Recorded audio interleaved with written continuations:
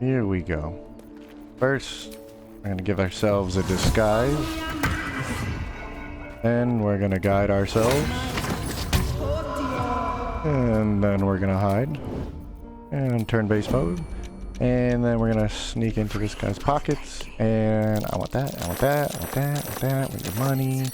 I need some healing potions. I need some heavy armor. I need that. You know what? I need that. I need that spell. Go ahead and take that. Oh, I need some tools too. Oh, I'm hungry. I gotta feed the party. Oh, you know, I was looking for a new style too. Gaseous form. That's a pretty high spell. Take that. And then, oh, I need a helmet anyway. You know, I need to light the way. Take that. That's a good arrow. I don't even know what that does. I'll just take that. Okay, cool. I think that'll be enough, right? Oh, I'm encumbered too. Oh, jeez. Just send some of this to camp. And speaking of camp, let's get the hell out of here. And we'll come out of stealth, run the hell away, exit turn-based mode, and warp to camp. And what you just witnessed was a smooth criminal. Level 3, rogue, right here, very early on. My name is Garsen. Appreciate you watching. Maybe you have wondered, how the hell does, like, how do you steal in this game? Or maybe you've seen some videos and you're like, I kind of get it, but I don't really understand the breakdown. So that's what I'm here to do. I think it's important for tactician, or more importantly, honor mode. I want to encourage you to play honor mode. In honor mode, you can't just reload mistakes. You got to know your stuff, right? So we're going to do a quick breakdown. It's going to be fun because whenever you see this thing busted out, you're like, you know you're in for a good time. Sorry, I'm not doing much editing here, if any, but let's just do a quick breakdown of why Sleight of Hand is important, how it works, how to utilize it, and maybe in a later video I'll actually do a quick playthrough and show you in the early game how to get, by level 3, how to get all this real quick. But I think understanding it, teaching a man to fish is a little more important. So bear with me. Sleight of Hand is, you roll a d20. When you roll the d20, right, you also can add your dex modifier, your proficiency, or if you have expertise, and if you have any gear or spell bonuses adding to the Sleight of Hand ability check. What the hell are you talking about? Well, let's look at our modifier first, okay? So, dexterity, we know that we roll a d20, right? We'll go there in a moment, but first we want to add as much as we can so that the d20 is an element of randomness, can't really affect us, okay? Let's look at those stat checks real quick, just as an example. What was I rolling all that time? Well, we needed a difficulty class roll of 11. We succeeded with a 24. We had a 10, we succeeded with a 35. A 12, a 30? 12, a 29. I mean, look how many times I just casually stole whatever I want without even thinking about it, right? And the skill check was 11. I got a 28. And this is pretty standard right here. I never failed, right? So I added as many bonuses as I could so that the d20 couldn't really affect. I was always higher than that 11 or 10 I needed to roll anyway, so the d20 didn't matter, okay? So let me put the whiteboard back up. All right, so how do we get these bonuses? Well, we can add our dexterity. So let's look at our dexterity. You don't need to know the math to do this. I encourage you to learn it, but the easiest way to know your dexterity is raise it as high as you can. Duh, it helps with stealth when you're sneaking around anyway. Pretty good thing. It's also probably a good stat to have because it affects your, you know, some of your weapons. But Sleight of Hand is going to be adding +3, and we know that because right here the dexterity group of proficiencies is giving us a +3 from dexterity, right? Raise it as high as you can. So right now we're getting a +3, okay? Go back to the whiteboard. We can also raise our proficiency, or if we can acquire expertise, which I'll get to in a moment, okay? Proficiency increases with your character level, not your class level. But I believe the threshold's 4. Level 4 it goes up to +3. Level 8 goes up to +6. Don't quote me on that. But right now it's just +2. Right now, any bonus is as good as it can get. So if we can, there's a different ways to get proficiency, but we can typically get it from a class, an origin, our character if we choose our origin, or we can get some kind of feat It gives us a bonus to it. But you really want expertise, because expertise is going to be double of whatever the proficiency bonus is. So right now it'd be +4. So we have 3 from dexterity, 4 from expertise. So how did we get +7 is now +9? Well, last but not least, our gear and some spells actually give bonuses to the sleight of hand as well. So right here, the smuggler's ring gives a flat 2 bonus to stealth and sleight of hand at the cost of 1 charisma while you're wearing it. So for the ring slot, that's your cost. The charisma is also your cost. Shouldn't really matter, right? Now that gives us to +9, but wait, there's a little bit more. Guidance, which any character can get with a silver pendant, right? Guidance can give us a 1d4 for any ability check. That's awesome. And the shapeshifter ring, which you can get very early. I'll show it in a different video, but a 1d4 bonus when you are shapeshifted. So disguise self down here, right? And we know that we have the bonus because it says Mark of the Shifter, okay? And if you look at the breakdown, you can even see Mark of the Shifter, Guidance, Dexterity modifier, Sleight of Hand. All of these are adding our skill check, okay? So you want to raise as many bonuses as you can so that the d20 is effectively doesn't matter, okay? It's just the d20 itself becomes a bonus. Okay, so cool, right? We have a +9 bonus plus 2d4, right? I believe that comes out to total of 11 to possibly, what, 19? Or no, I got that wrong. 9, yeah, 9 and 8, so 17. Might have this wrong, but it's a range of +11 to 17. And when we say plus, we're talking about d20 roll plus bonuses, okay? Now, there's a little caveat though. A d20 can roll a critical failure, which is a 1. If you roll a 1, doesn't matter the bonuses, you failed. Well, that sucks. So how the hell did I succeed all these times, right?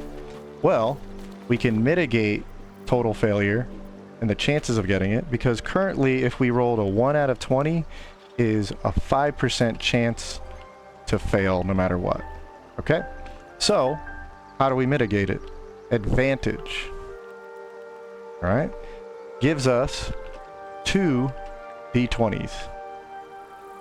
We take the higher roll of the 2, okay? And how do we acquire this? Well, Withers, he'll tell us later. Anyway, we acquire it with the Gloves of Thievery, and it even says right here, advantage. What's advantage? Makes it so you're more likely to succeed by rolling 2 dice and taking the higher value. So you definitely need this, this, the high dexterity, the expertise, right? And if we do that, instead of a 1 out of 20, what do you think the chances are now that we'll actually fail no matter what?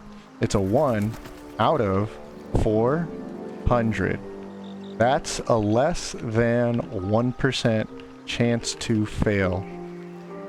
That's crazy. That's amazing. So if we combine our less than 1% chance to always fail no matter what against our will, right? And we just add enough bonuses to the d20 roll, we can achieve a crazy amount of success, right? And I think we proved that pretty consistently right here with all the success checks, right?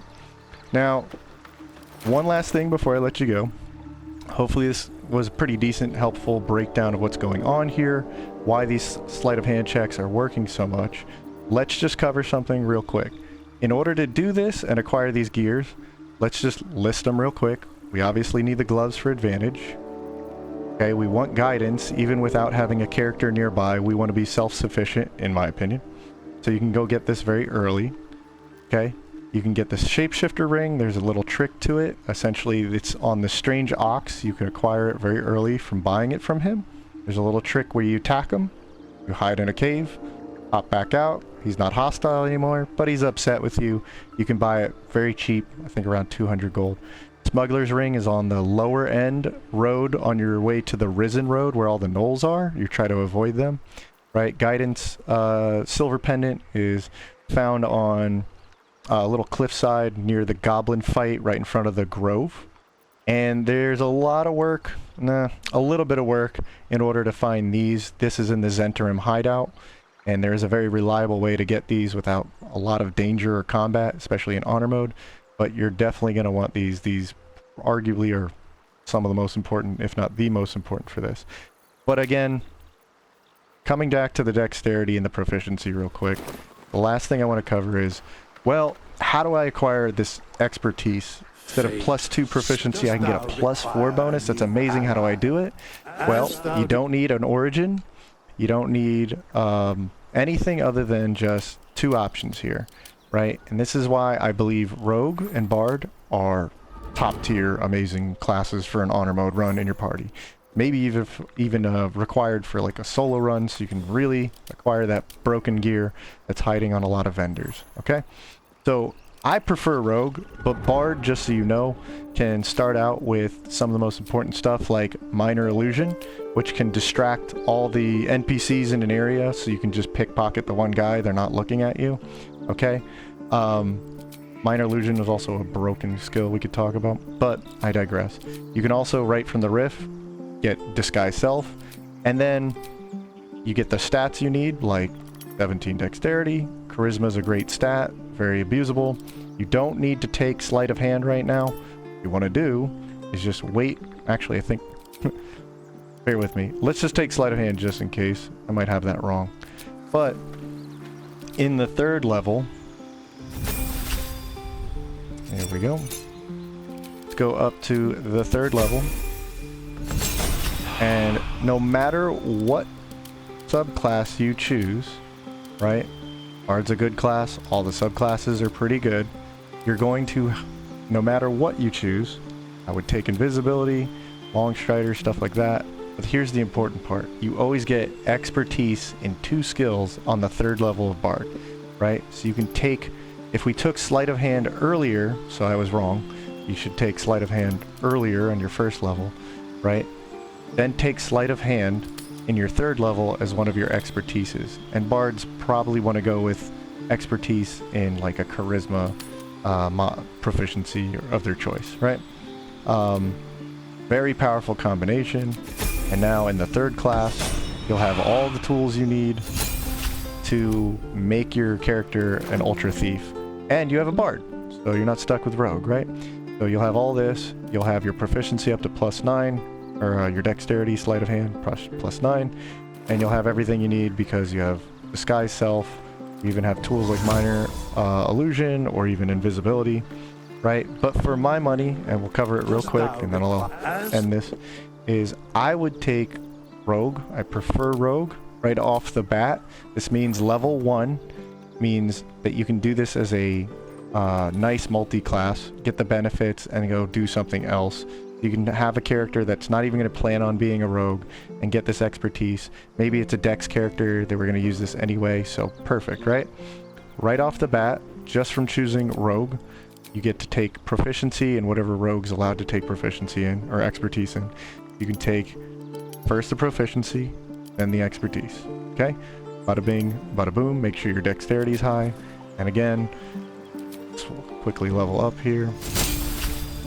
Level 2 comes with, in my opinion, very good, useful abilities. So if you want to take it to the 2nd level, you're going to get the ability to now use hide, dash, disengage with your bonus action as well as your action. Personally find that very valuable in honor mode, but I digress. And any of these subclasses are already good because, well, it's called a thief, right?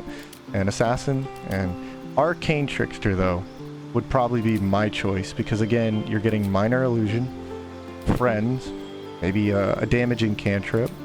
You can take Disguise Self, you can get a control option like Hideous Laughter, and you can get utility spells like Long Strider, Mage Armor, which is very good on a rogue, Shield, another really good defensive option.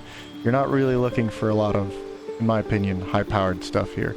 So I would take the utility options, and you're going to really enhance what you can do and how you can thieve for the rest of the game with those options.